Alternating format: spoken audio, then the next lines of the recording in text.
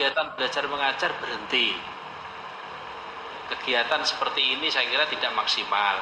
Nah, saya berharap mulai vaksinasi tahap kedua ini teman-teman pendidik ya, guru, dosen, supaya juga menjadi prioritas agar proses KBM, kegiatan belajar mengajar, tidak hanya daring saja, tapi sudah mulai tatap muka. Tatap muka. Ini lost generation betul loh Pak, 1 tahun lebih. Betul. Anak-anak kita ini wajah warnanya sudah tidak karu-karuan Pak.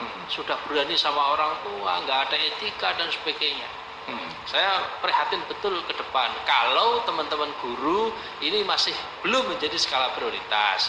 Oke, petani, nelayan mungkin belum karena mereka tidak sebagai pelayan publik.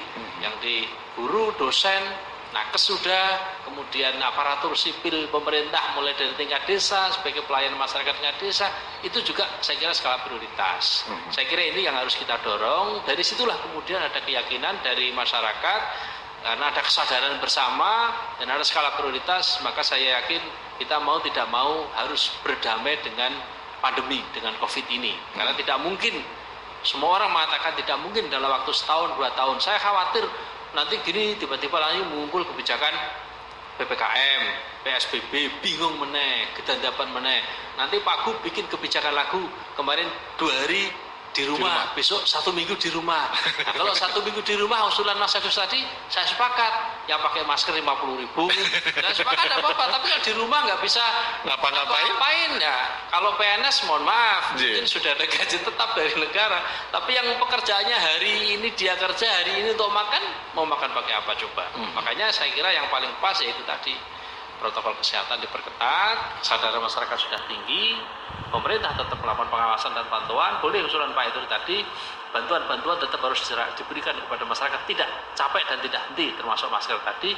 Yang ketiga adalah proses vaksinasi juga harus peruntukannya harus dipercepat, jangan ditunda-tunda. Nggak tahu nih vaksin merah putih ini kapan ini jadinya Pak. Kalau begini terus kan nanti menunggu. Kalau masyarakat sadar, saya kira sudah siap divaksin semua kok. Sudah siap. Saya sepakat malah gini Pak. Ya. Yang vaksin itu, yang mau divaksin, seandainya ternyata mereka kena, maka dia difasilitasi oleh negara, gratis. Tapi yang tidak mau divaksin, dia kena, biaya sendiri aja dia. Iya. Kira itu Mas. Iya. Dan ini juga menjawab pertanyaan dari Mbak Siti yang ada di Gembong ini Pak. Pak, bagaimana kebijakan dari DPRD kaitannya pendidikan ini khususnya di Jawa Tengah Pak? Sekian lama daring yang kurang efektif, bahkan hanya sekedar kirim tugas ke grup WA orang tua peserta didik. Kalaupun Zoom juga boros kuota. Nah, mohon kebijakan Pak DPR nih katanya Pak. Sedikit saya tambah soal ini. Ya. Bu Siti, begini Bu, kami Pak Indro Komisi E sudah menyampaikan kepada pemerintah terkait dengan itu. Marilah kita mulai berani lah. Konsep belajar mengajar blended, saya sebut blended learning karena kombinasi antara luring daring.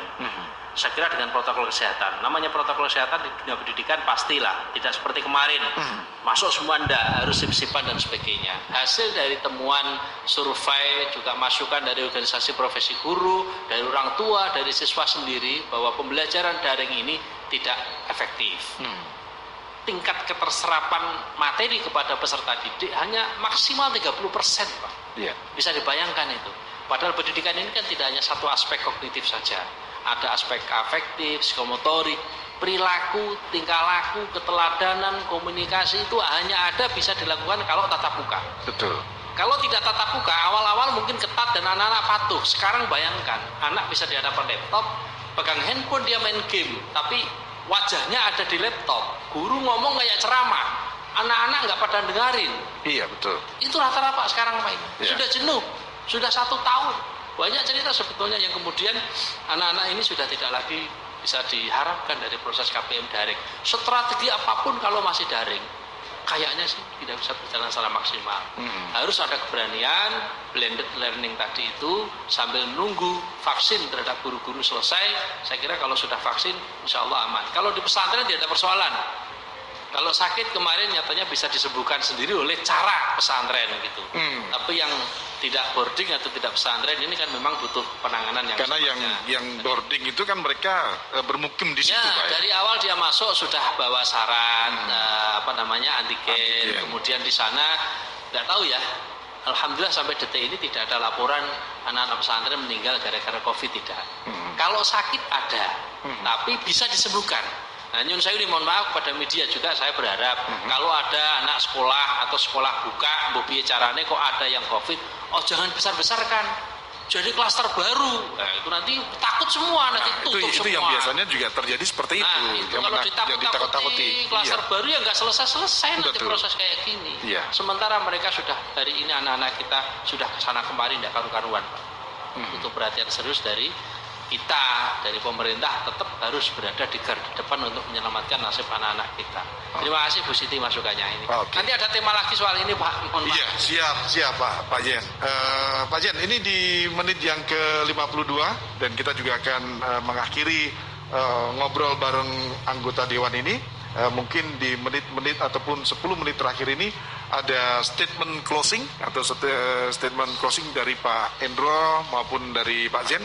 Bisa langsung disampaikan, Pak, terkait dengan peran DPRD Jawa Tengah dalam penanganan COVID-19. Prinsipnya sama, Pak, tetapi saya lebih memberikan ruang seluas-luasnya kepada masyarakat. Artinya yang petani, terus petani, tetap semangat. Yang nelayan, yang guru, ya, yang pekerjaan apapun lah saat ini tetap semangat bekerja. Meskipun ada COVID, ya, kita sepakat ada, tetapi pekerjaan-pekerjaan yang selama ini sudah dilakukan tetap dijalankan dengan sungguh-sungguh, dengan serius, dengan protokol kesehatan. Karena kalau ketakutan itu menjadi sikap atau ketakutan atau paranoid itu ada dalam diri kita, saya khawatir akan mengurangi kekebalan tubuh kita juga kan, Pak.